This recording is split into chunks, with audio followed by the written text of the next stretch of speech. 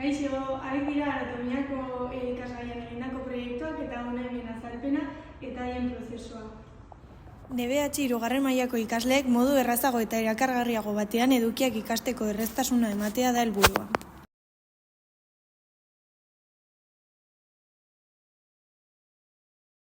DBH hirugarren mailako kideei galdetegi bat bidali genien eta haren emaitzak nahiko txarrak izan zirela ikusi genuen. Hortaz, jorratutako gaiaren inguruko maketak eta jolas didaktikoak egin genituen. Ondoren, jokoak eta maketak haien geletara aurkeztera joan ginen eta berriro galdetegia bidali genien. Lortutako emaitzak espero baino beagoak izan ziren.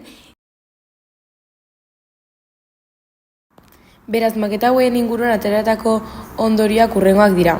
Argi dago, edukiak era bisualean erraztasun handiagoarekin barneratzen dituztela ikasleek. Honakoak dira ateratako emaitzak.